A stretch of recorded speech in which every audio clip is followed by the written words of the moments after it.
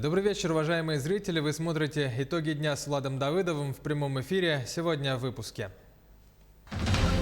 Цифра дня. 177 новых случаев коронавируса выявили за сутки в Якутии.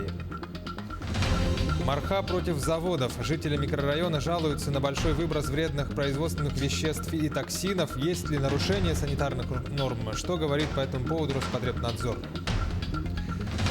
Через Лену на вертолете полярные авиалинии открыли рейсы в связи с закрытием переправы. Владельцам кошек и собак в Якутске объявили месячник регистрации домашних животных за уклонение штрафы. Петербург и Якутия сотрудничают. В республике с рабочим визитом находится делегация из северной столицы во главе с вице-губернатором.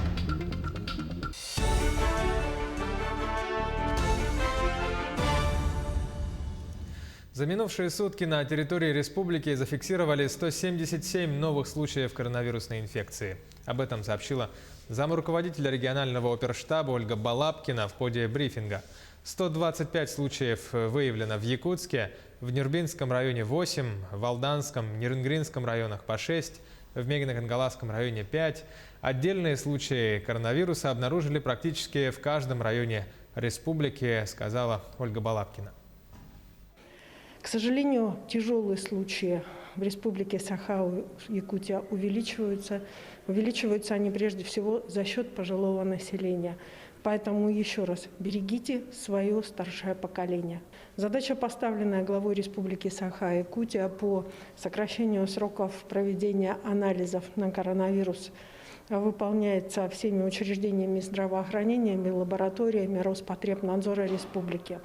Необходимо обратить внимание, что в целом непосредственно сокращены сроки и госпитализации людей, заболевших, и сегодня Республика Саха-Якутия по госпитализации является одним из лучших субъектов Российской Федерации. Отдельный учет бессимптомных больных коронавирусом ввели в России. Об этом сообщила руководитель управления Роспотребнадзора по региону Маргарита Игнатьева. Она отметила, что в связи с раздельным учетом статистика минувшего дня на 19 октября изменилась. Таким образом, всего выявлено 157 случаев коронавируса накануне, среди них 133 заболевших коронавирусом и 24 человека с бессимптомным течением болезни. Также необходимо отметить, что в республике Саха-Якутия на этой неделе был достигнут наивысший результат проведенных лабораторных анализов на ковид и достиг максимума. За сутки мы провели по республике 6071 исследование на коронавирусную инфекцию. И показатель охвата тестированием населения методом ПЦР составляет у нас уже 506,7 на 100 тысяч населения. Порядка 5000 КТ-исследований сделали в Якутии в этом году. В регионе работает 27 аппаратов. Об этом рассказала министр здравоохранения Елена Борисова. Помимо томографов эксплуатируют и стандартные рентген-установки. Также 4 томографа закупили для работы в Мирном, Сунтаре, Верхневилюйске и Вилюйске. Министр подчеркнула, что исследования компьютерного томографа не являются панацеей. По ее словам, исследование на КТ нужно проходить по направлению врача, так как идет большая лучевая нагрузка на организм. Кроме того, в Якутии в среднем делают 5000 тестов на коронавирус в сутки.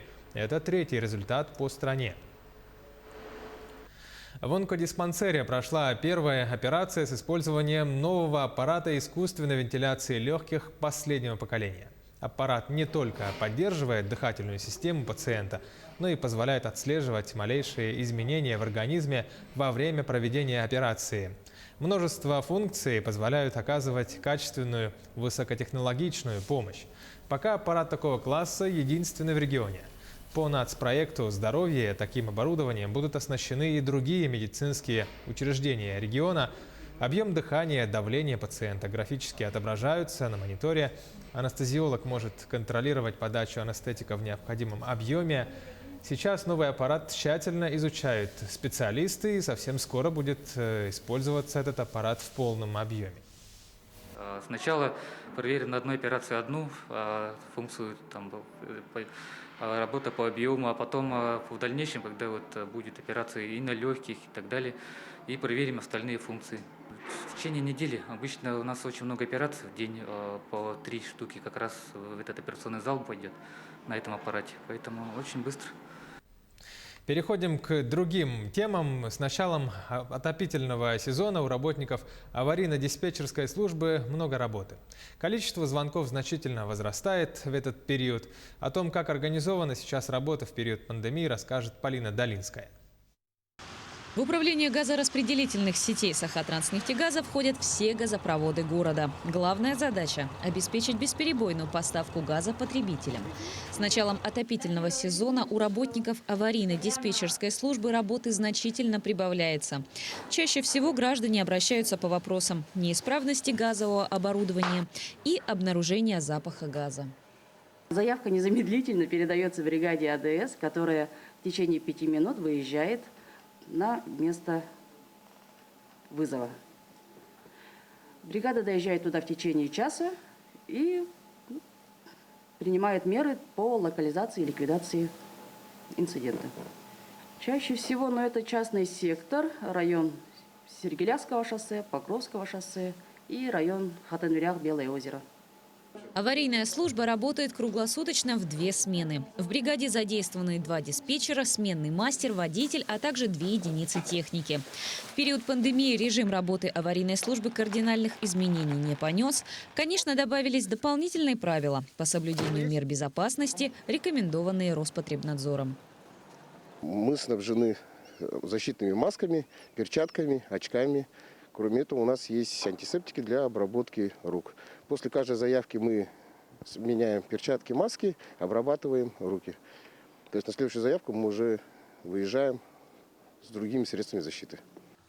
В день поступает около 100 заявок. Подтверждаются из них менее половины. Большинство обращений поступают от жителей частного сектора в вечерний период времени, когда они возвращаются домой. Чаще всего вызова у нас поступают на утечку газа. Утечка газа в подъезде, утечка газа на кухне от газовых приборов. Чаще всего утечки газа происходят у нас либо халатное отношение людей самих к газовому оборудованию, либо износ оборудования. То есть у нас СТГО, служба технического газового оборудования, периодически ходит, проверяет это газовое оборудование на герметичность, делают техобслуживание, но не все люди пускают в дома, а игнорируют это, что приводит к утечкам газа. Не нужно производить самостоятельные какие-то ремонтные работы с газовым оборудованием. Для этого есть специализированные службы, куда можно всегда обратиться, подъедут, все это сделают.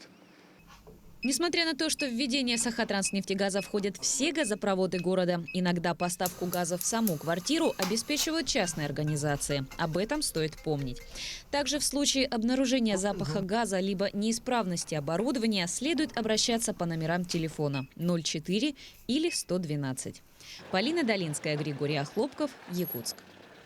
Жители микрорайона Марха бьют тревогу. Вот уже год, по их словам, местные заводы буквально отравляют людям жизнь. Ближайшее производственное предприятие, к примеру, расположено буквально менее чем в 300 метрах от жилого дома. В ситуации разбиралась наш корреспондент Саргалана Неустроева. Сегодня 22 сентября, время 9:20. От жилого дома номер 3 по улице Экспериментальной. Все права даны заводу. Вот так вот мы работаем.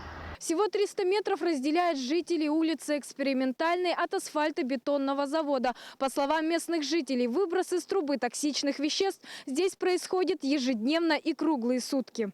И это при том, что в соответствии с законом и санитарными нормами расстояние между промышленной зоной и жилыми домами не должно быть менее 500 метров. Однако уже более года мархинцы вынуждены мириться с непосредственным соседством с заводами. Кто будет вообще нам компенсировать ущерб нашему здоровью? И как долго это будет вообще продолжаться? И неужели вообще никак их нельзя закрыть? У них по карте составляет 290 метров от них до нашего дома. То есть все нарушено абсолютно. И они травят народ.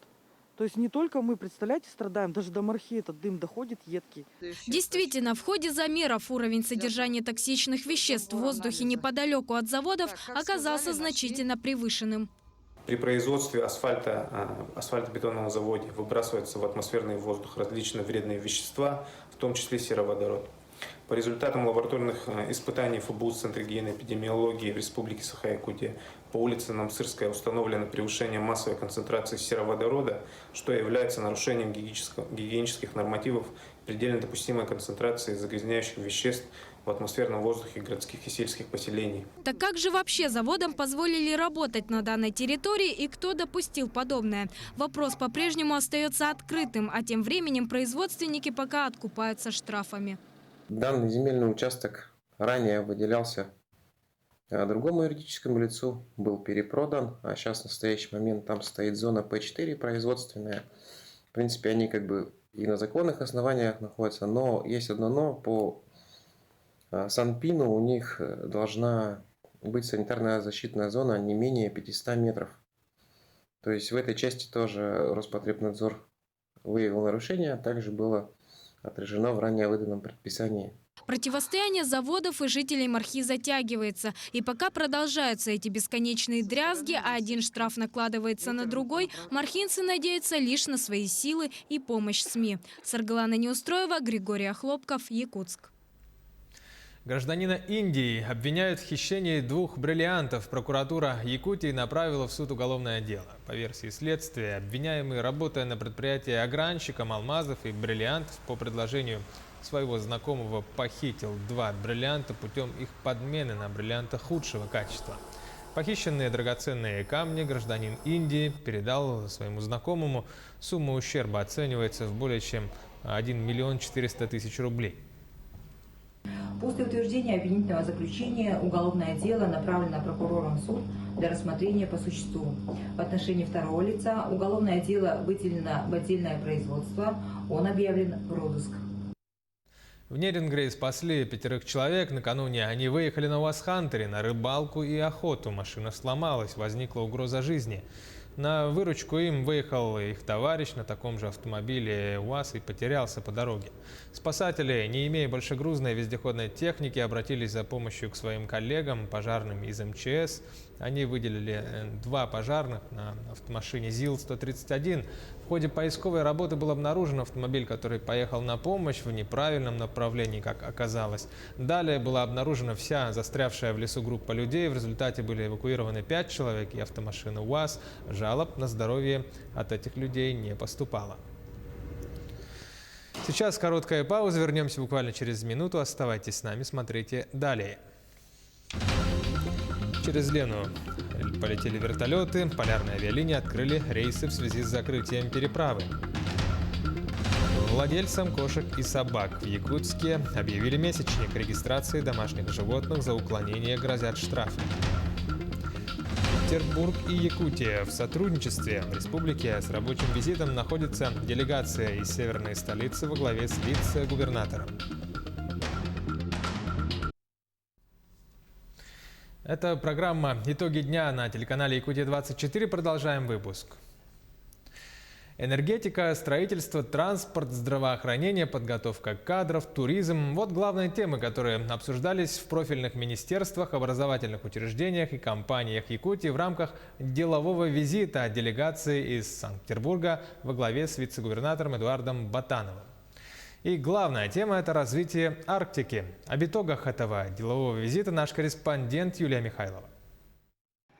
Сделать жизнь в Арктике наиболее комфортной – такова миссия всех заинтересованных сторон. Одной из самых таких важных сторон развития нашей общей работы я, конечно, вижу в том числе работу по развитию Арктики и в рамках нашего научно-образовательного центра «Север». Исторически сложилось, что у нас очень тесные взаимоотношения с Якутией, и рынок здесь большой, и мы можем предложить целый ряд услуг и научного, и производственного характера именно Якутии.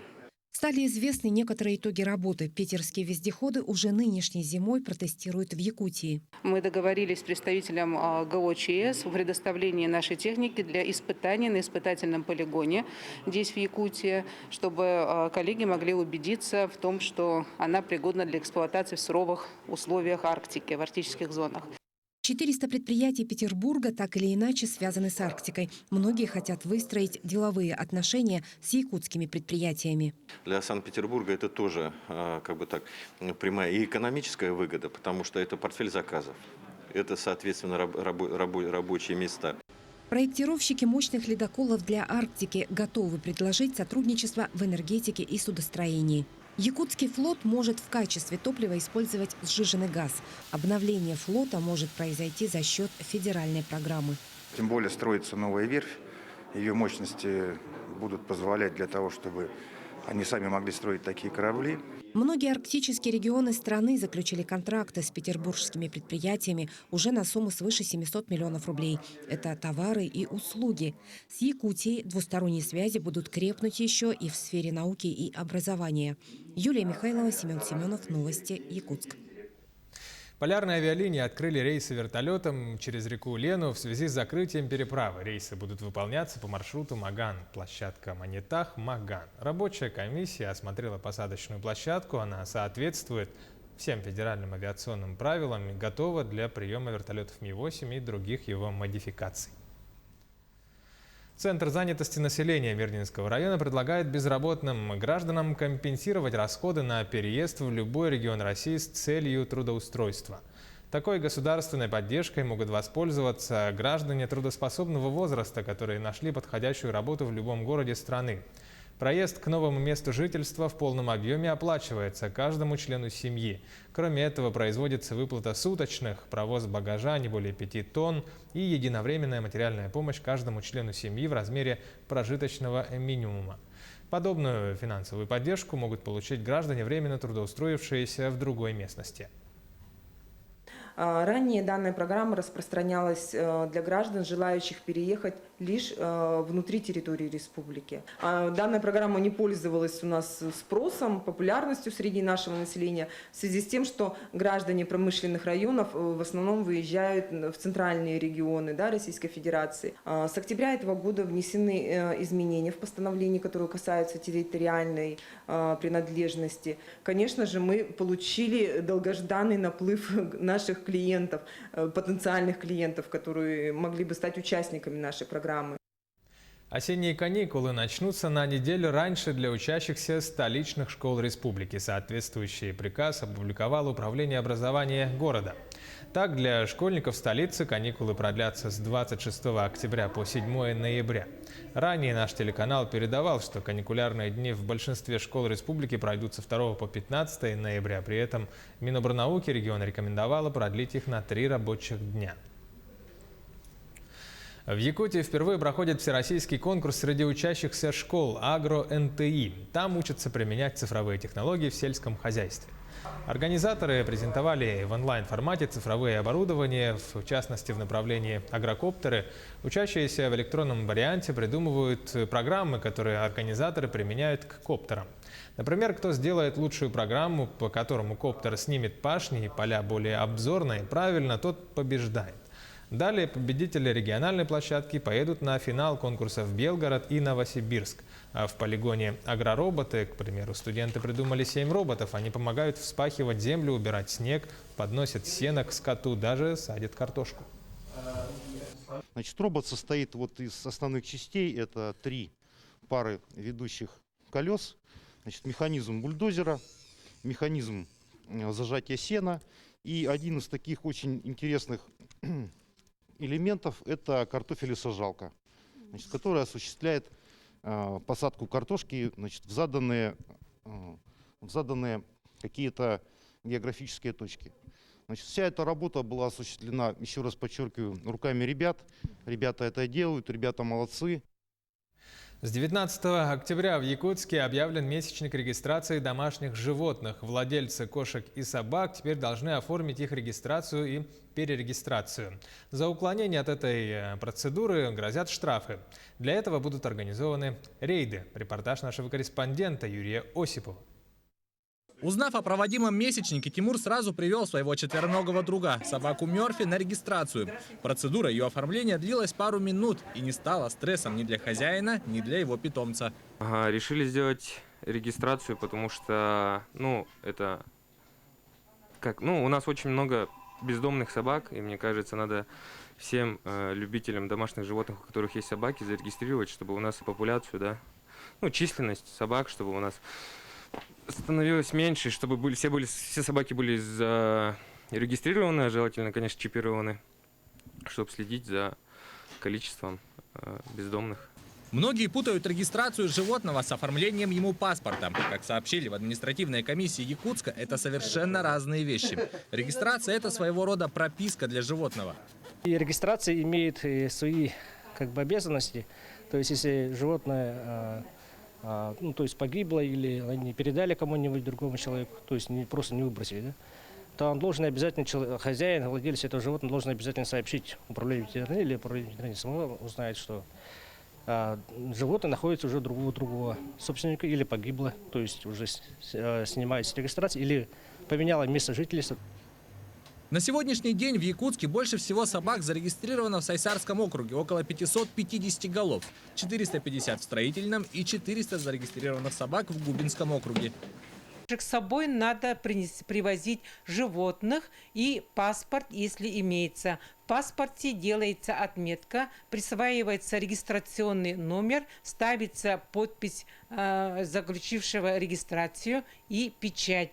Регистрация проводится на платной основе 80 рублей. Владельцы домашних животных могут зарегистрировать своих питомцев по адресам, которые вы сейчас видите на экране.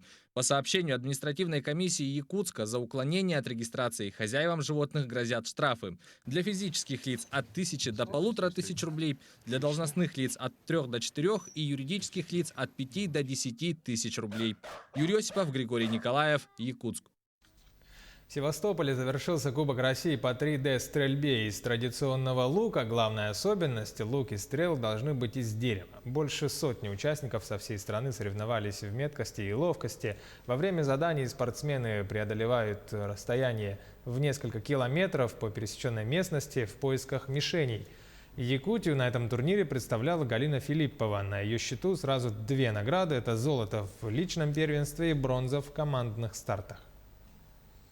Я очень рада, что участвовала. Это опыт соревновательный, это представлять нашу республику Саха-Якутия. Это наш традиционный вид спорта. И в будущем, надеемся, будет поддержка и национальной стрельбе, и будем дальше развиваться. Я обещала, следующий год мы приедем командой стрелять. Виртуальные тренировки и реальные победы. Алданские каратисты оттачивают мастерство в режиме онлайн. На соревнованиях же ребята по-прежнему завоевывают немалое количество наград и медалей. Интернет-тренировки исключают некоторые традиционные моменты, однако открывают иные возможности. Подробнее о плюсах и минусах дистанционного режима в спорте расскажет Татьяна Вахнина.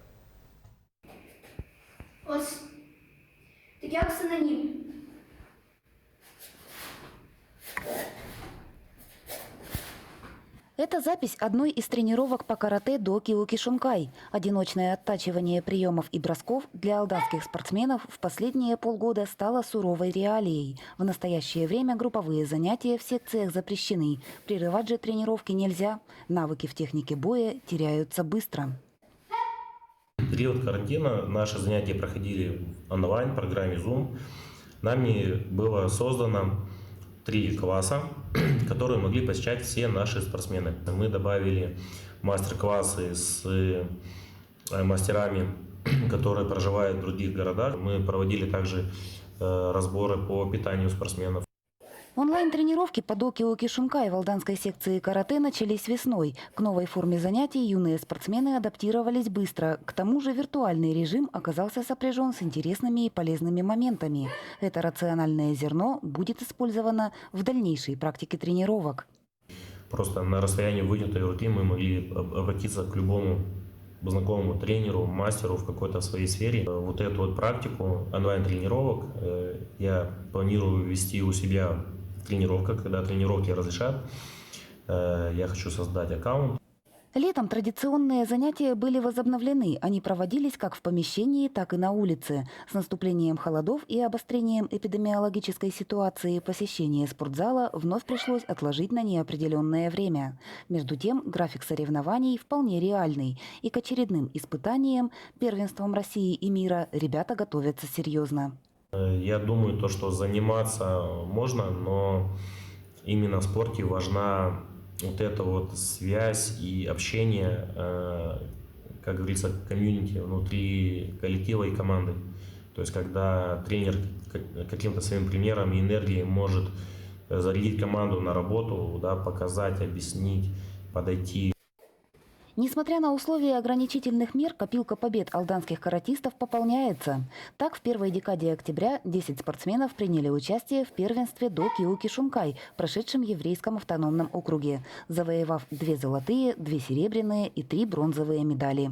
Татьяна Вахнина, Алдан. Таковы итоги дня сегодня. Оставайтесь на нашем канале Якутия 24. Будьте всегда в курсе. Берегите здоровье, носите маски.